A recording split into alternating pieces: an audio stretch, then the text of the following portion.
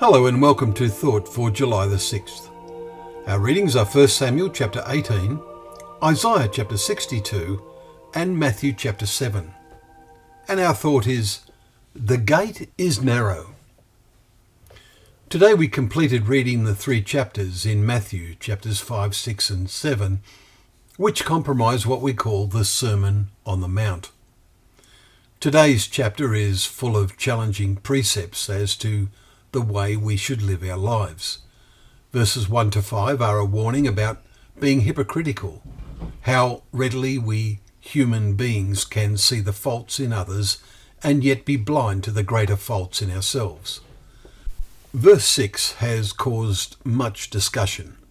How do we apply it? Jesus said, "Do not give dogs what is holy, and do not throw your pearls before pigs, lest they trample them underfoot and turn to attack you."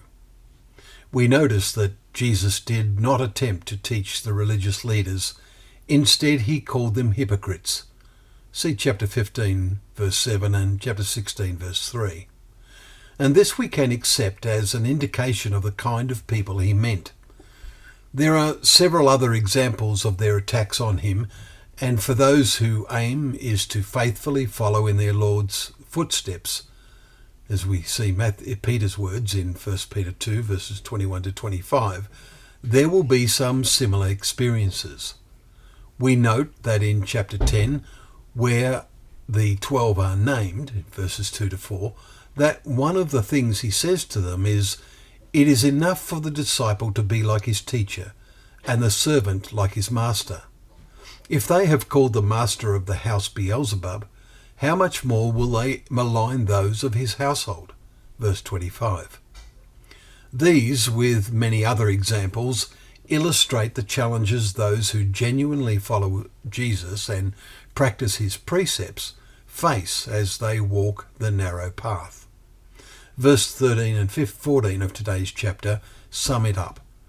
"Enter by the narrow gate, for the gate is wide and the way is easy that leads to destruction, and those who enter by it are many, for the gate is narrow and the way is hard that leads to life, and those who find it are few." But it must be said, for most of the last generation or two, at least in the Western world, the path has not seemed so narrow and challenging.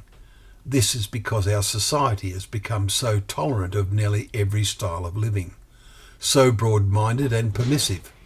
But this atmosphere is so spiritually poisonous that those who are treading the narrow way must be more on their guard than ever. Finally, we note verse 21. "Not everyone who says to me, 'Lord, Lord,' will enter the kingdom, but the one who does the will of my Father. On that day many will say to me, 'Lord, Lord, did we not prophesy or preach in your name?' I will declare to them, 'I never knew you. Depart from me, you workers of lawlessness.'" They left the narrow way to create their own, maybe thinking it was better.